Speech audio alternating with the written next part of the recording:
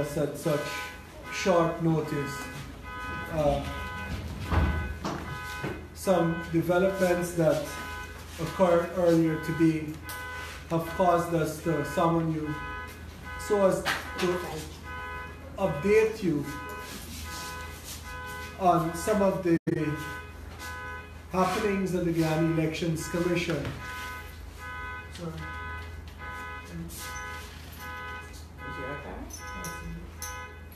Sorry.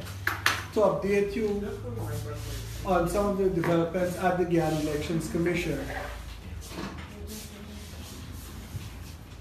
With me this afternoon are Commissioners Bibi Shadik and to my far right, Commissioner Robeson Ben. I believe we'll start with a statement from, which one do you want to go for? From Commissioner Shadik. No, and Ben then, well, Commissioner Ben, and then a statement from Commissioner Shadik.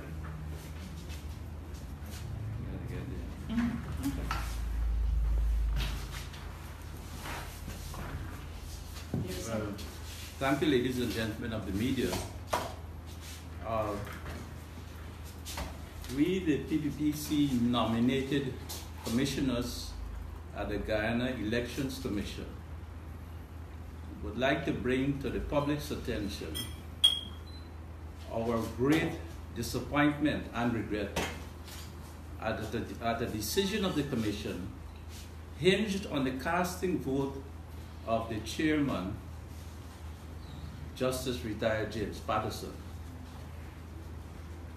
in which he decided that a Vishnu Prasad could not be appointed to the position of Deputy Chief Elections Officer. You may have heard, and it has been in the media recently, issues relating to the diversity, issues related to ethnic composition, issues relating to equity, fairness, and justice at GECOM in respect of its hiring policies. In this particular case, out of a process of evaluation and applications, Mr. Vishnu Prasad, who was formerly the DCO and who had to come off the job because there was no commission at the time in force, and indeed he was also made to apply in this process of finding a new DCO. Mr. Vishnu Prasad emerged as the best ranked candidate, the top ranked candidate.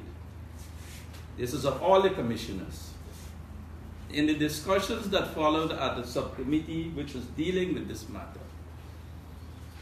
commissioners on the other side raised objections as to his appointment.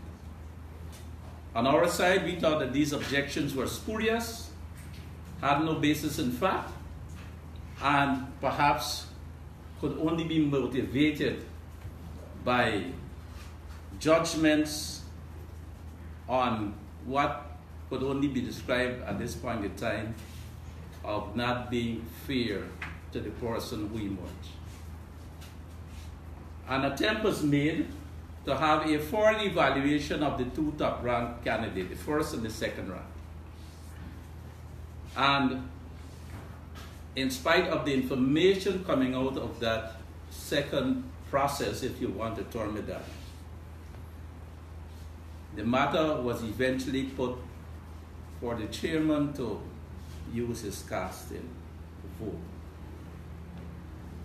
We have our concerns, grave concerns. We're a Guyanese who is eminently qualified for the position.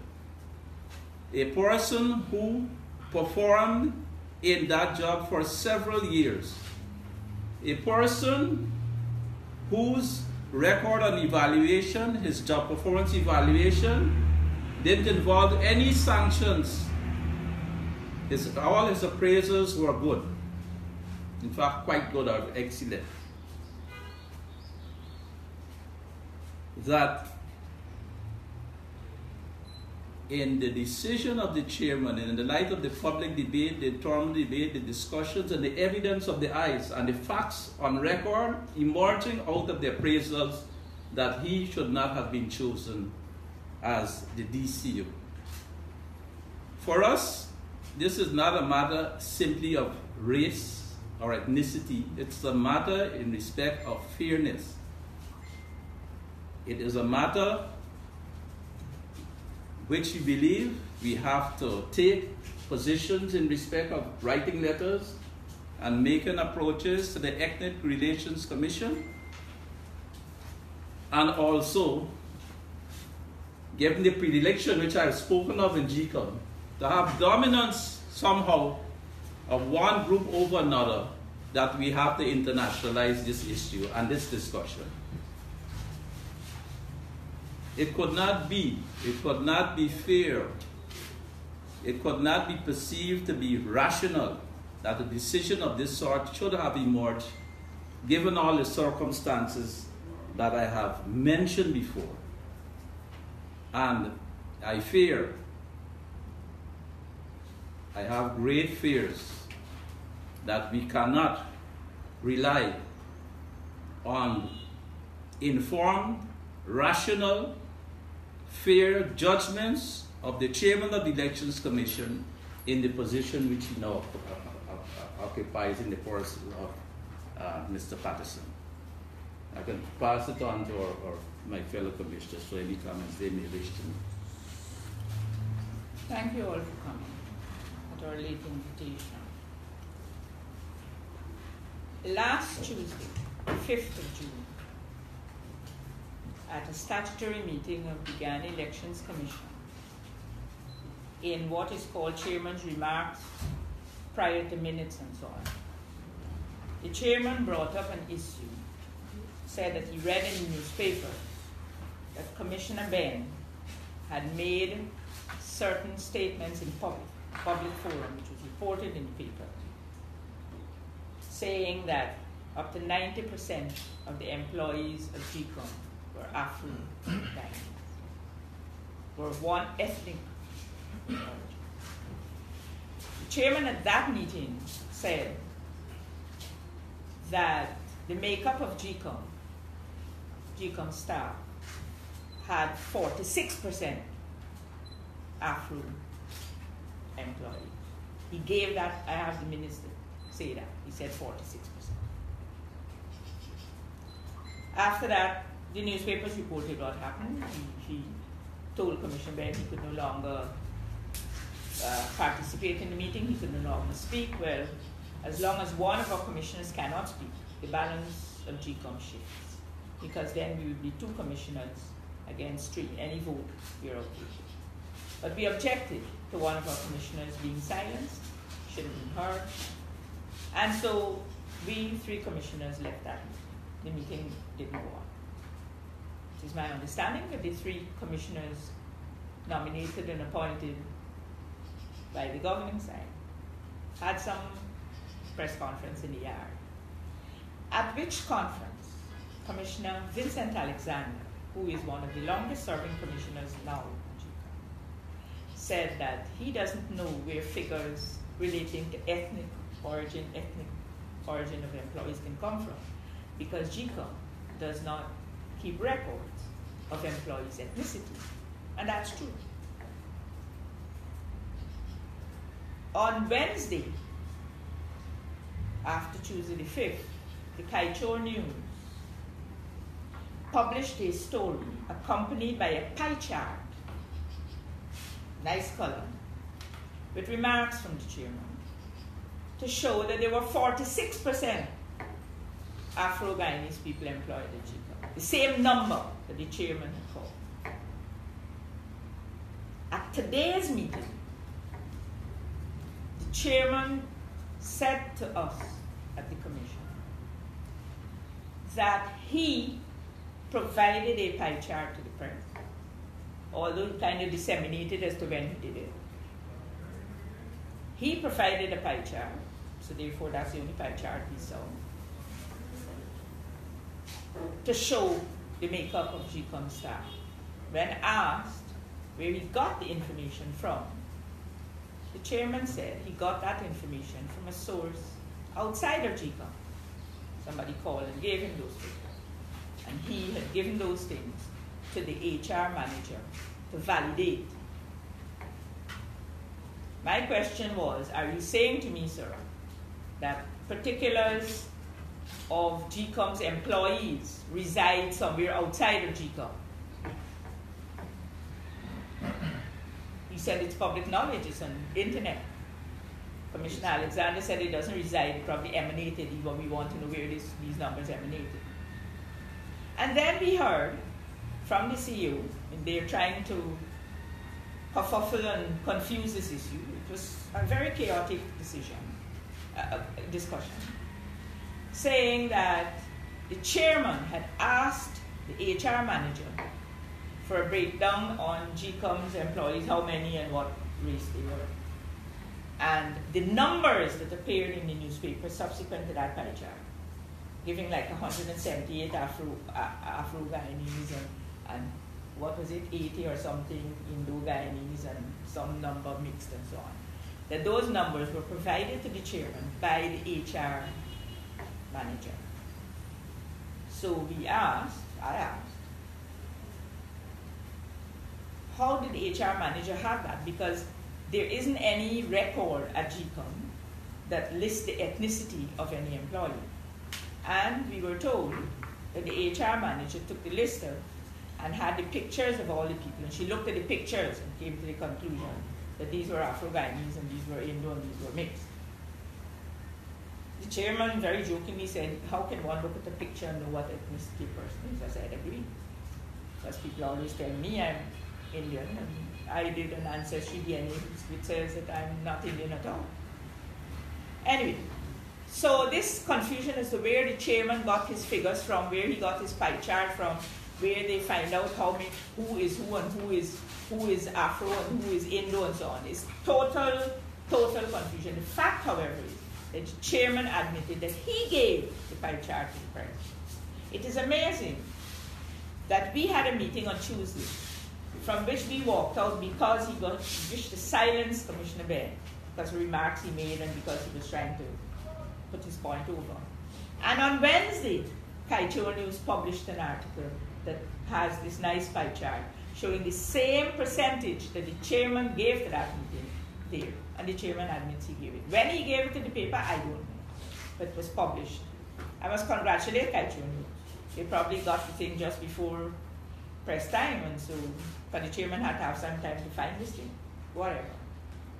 But that, and this is out there, that the great majority, whether it is 178 to 80, with how many ever mixed, which could be either thing, the great majority of the employees at GECOM are indeed Afro-Guyanese.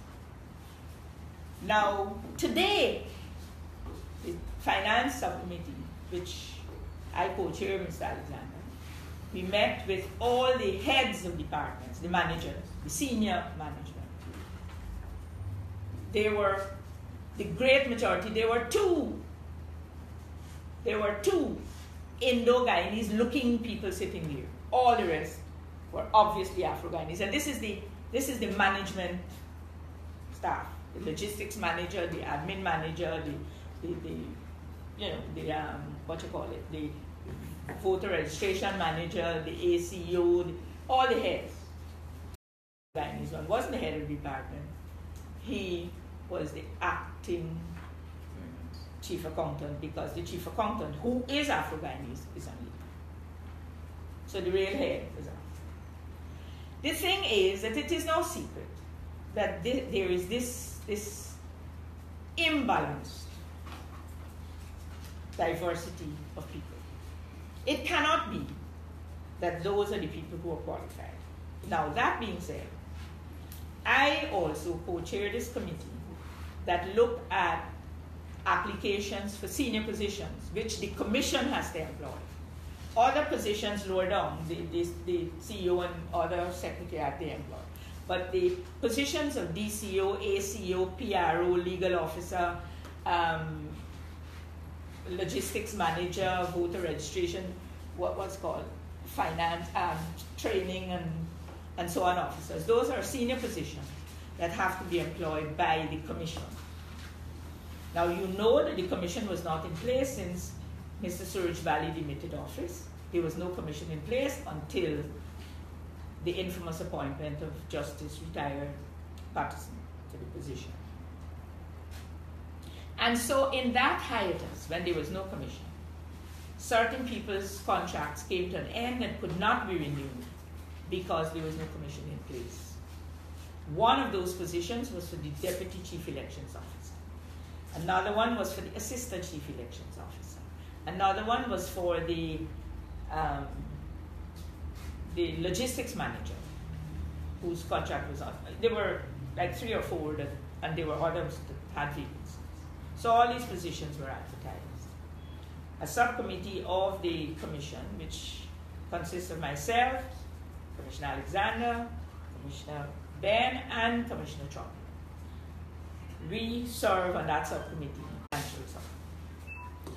So we conducted interviews of people who had applied and been shortlisted and so on.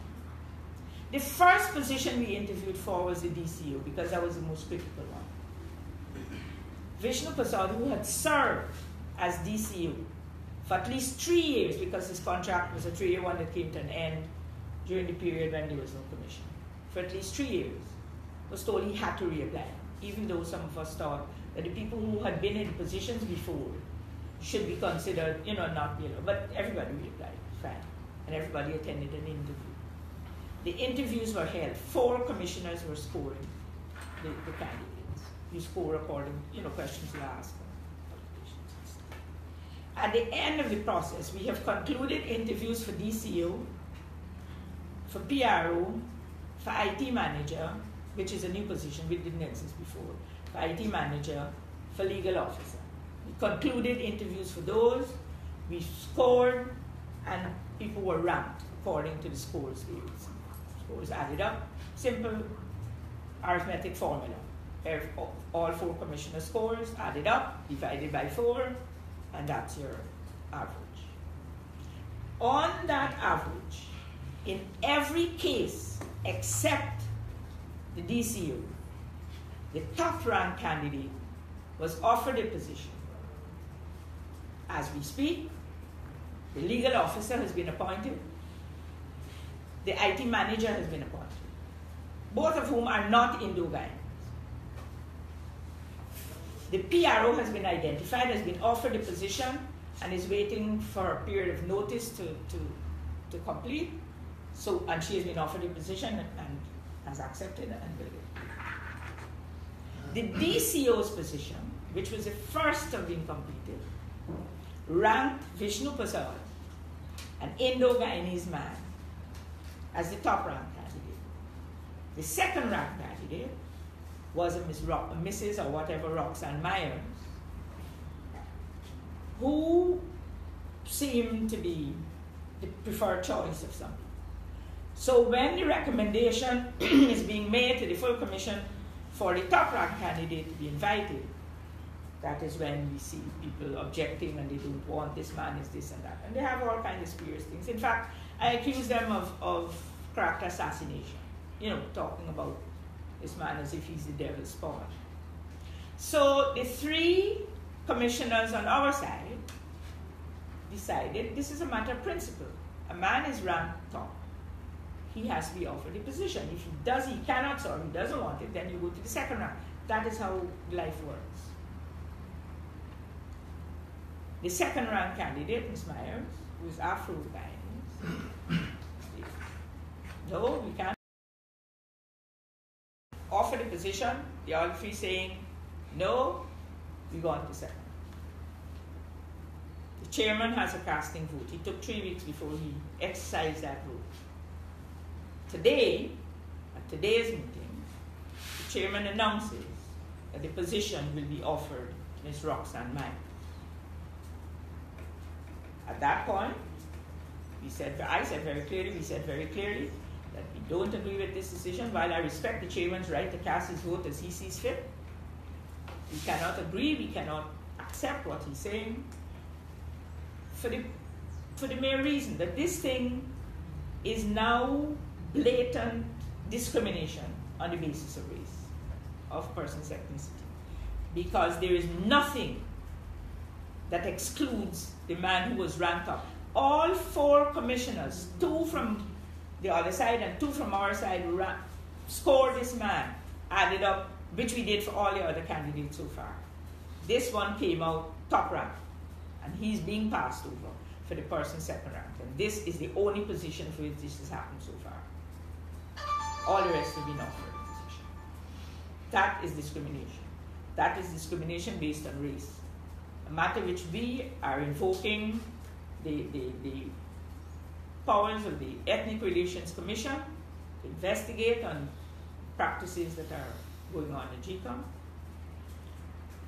and to make their findings public. We will also engage the international community. This is not something that we will sit and take. It is not something that we can sit and take. The way we see it, the deck is being stacked to come to a certain result, a result which I find unpalatable. So after that announcement was made, and after, because the chairman broke up the last meeting, was silencing Commissioner Ben for speaking in public, I informed the chairman that I was coming out and I was going to make this public. And I'm informing him that I'm going to make it public so that I wouldn't go to a meeting and he's going to, on the chairman's remarks, say that I said something outside of the commission. Because I informed him that this was something that the public needed to know. Whatever reason they have. And I pointed out that during the course of his service as Deputy Chief Elections Officer, Mr. Vishnu Prasad was no friend of the PPP. He was no friend of the PPP. He wasn't giving secrets or cooperating with the PP commissioners. He was doing a professional job. He never gave any information unless the CEO instructed him to so do. In my mind, he was doing a job. He wasn't any friend of ours. We have no personal reason for wanting there, except it's a principled reason. In the other 3 positions, the first round candidates were all Afro-Guyanese. In one of the positions, in order to achieve a certain result, the 2 commissioners on the other side gave scores of 198 to make sure that the person they wanted to go would get the highest score. That notwithstanding, it's a process that we went through. We went through the process, and if that is how they find to score people, fine. If I am very impressed with somebody like as I was with the IT manager, I would give 100. I see nothing wrong with that. The thing is, I don't give anybody a 0. The 2 other commissions on the other side did that, however. But all of those are details we don't want. The matter of principle is that in every case, the first-rank candidate was offered a position. In the case of the DCU, where the first-rank candidate is an Indo-Guyanese, is passed over for the second-rank candidate who is Afro. That's the only difference between these 2 people. Forgetting that for their master's degrees, one did studies in gender equality and gender relationships, and the other one did courses relating to elections. All of that. The second-rank candidate got A's in courses on gender.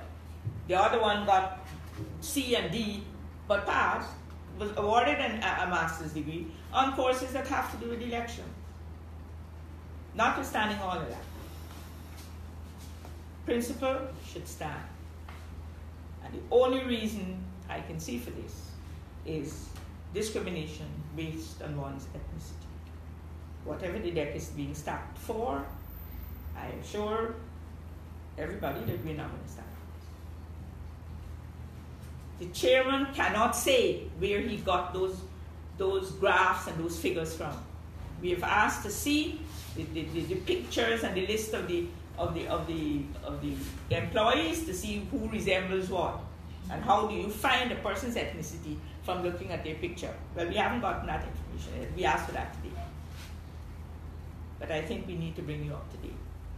This is something that we cannot and will not sit down and play dead with. Let me just add that the decision of the commission in the way it was arrived at, and I did say it was irrational,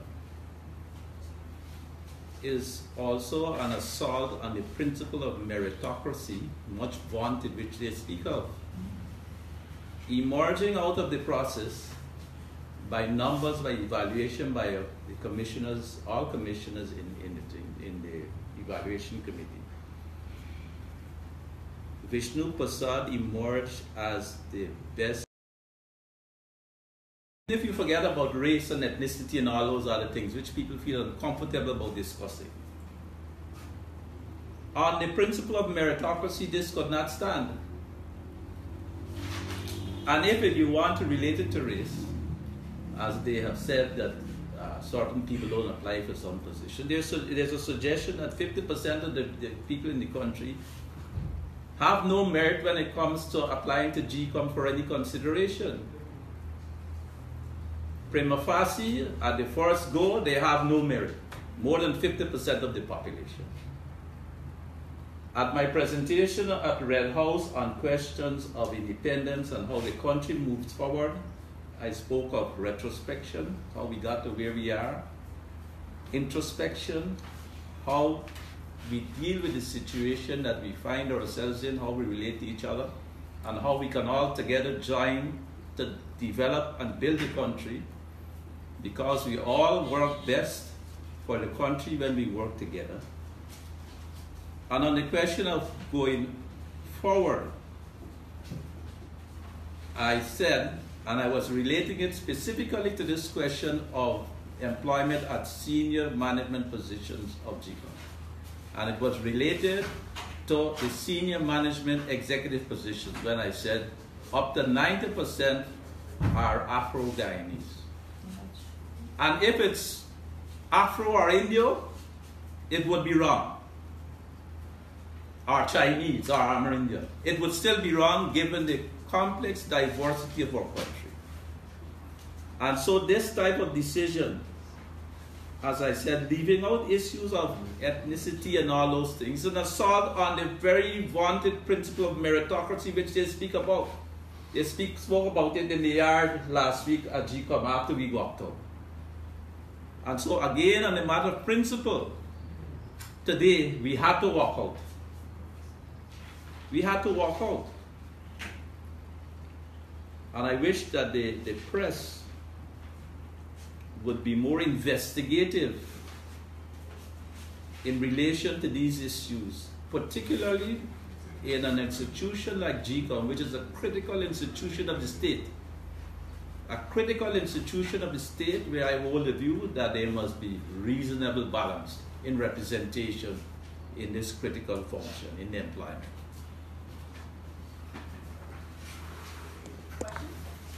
If anybody has any questions.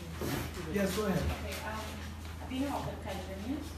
Mr. D, you noted that you had a meeting with the managers. This morning. This morning. The subcommittee. And only 2 managers. 2 were obviously in Dubai. But only 1 substantive.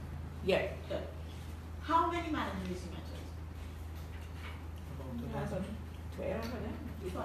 Yeah, the place was full. I can't say specifically to serve, but About in that region? what's that? In that, if not exactly 12, but in that In that region, yeah. Okay, great. Also, what is the difference in the gap, in the ranking gap between second and first? Was it like a 1 point or 2 points? No, I think the top was 76 and the second was 72. And one other question. The configuration that you speak of now, did this emerge over the last 3 years, or did GECOM always have this kind of unbalanced mechanism?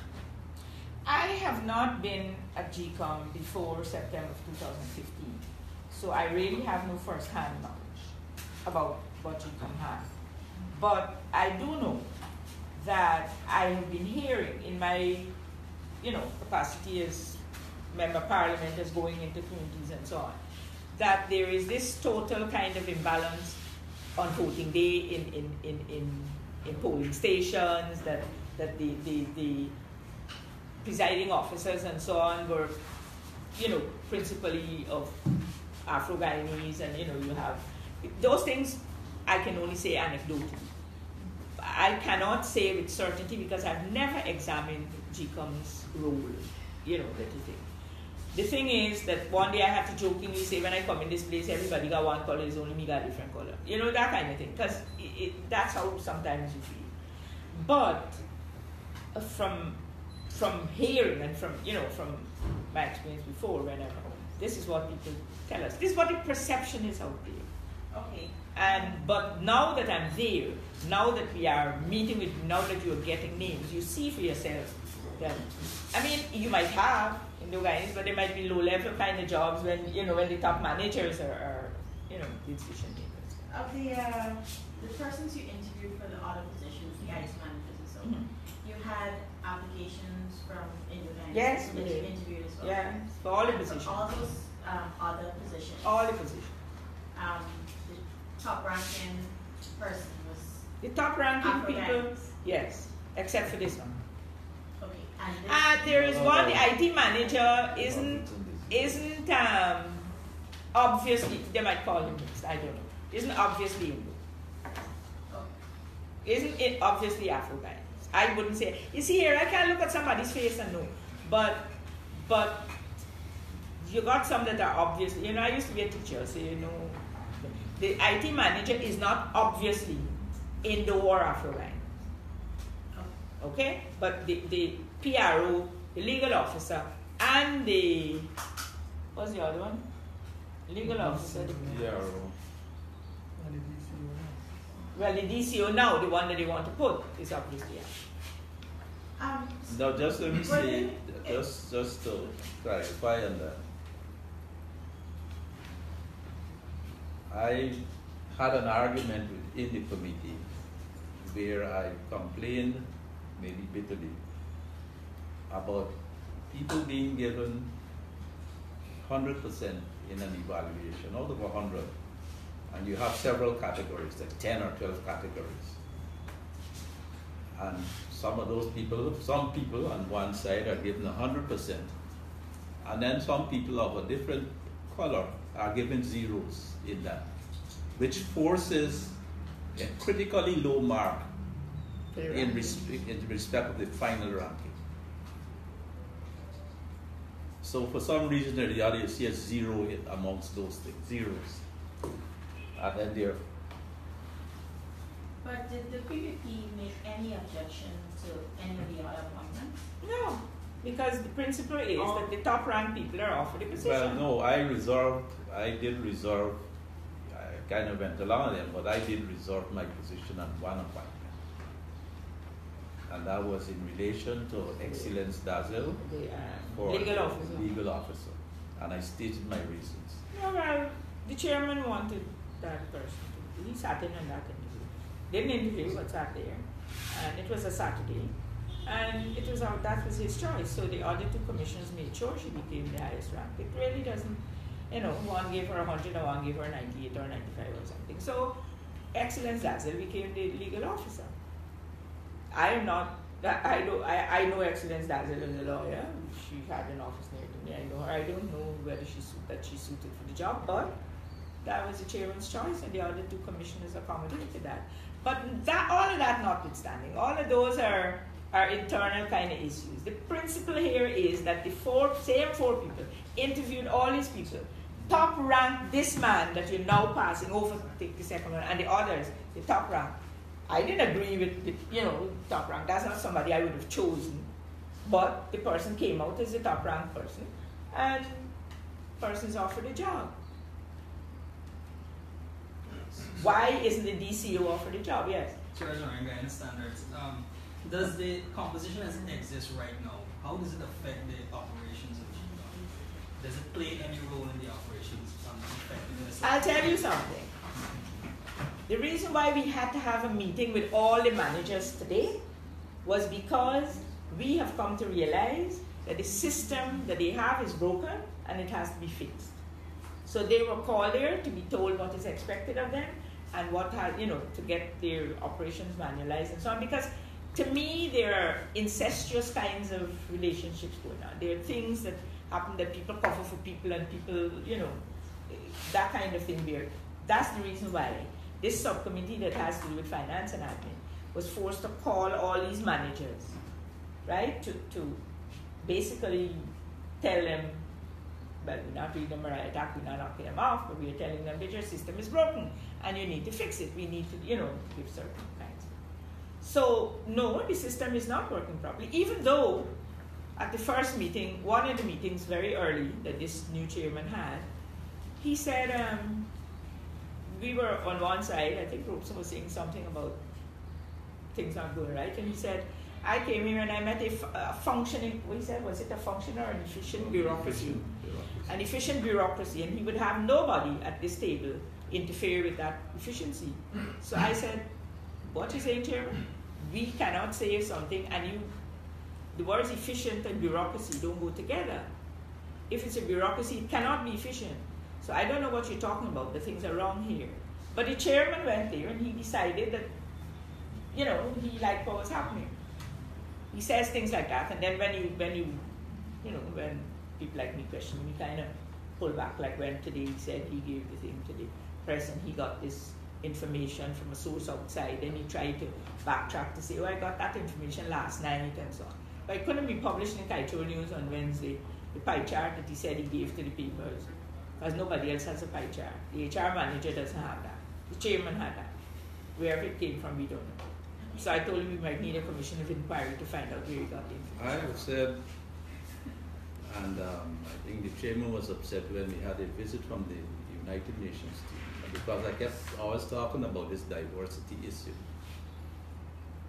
And I referenced the Lawrence inquiry in England, where they talked about the British police force and institutions being institutionally racist.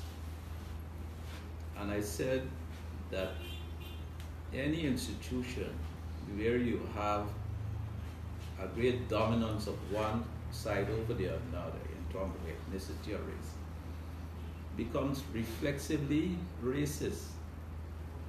It becomes, sometimes you don't even know you're taking a racial position or a groupthink position. You go along with it because you don't think what would be in the best interest of all or the group. You act in a certain way. And I have no doubt, based on my own observations, otherwise at elections time as well, that is a problem there. That the group think, the group behavior, the group reflexes, even without knowing it, and sometimes not even wanting to be that, it happens.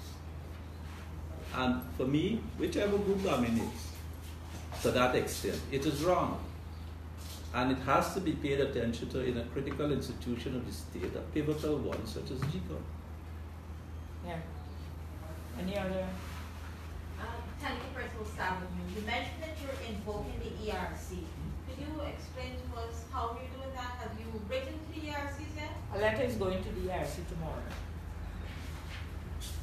Jared Ryan, the Evening News. What form of engagement will your approach to the international community take?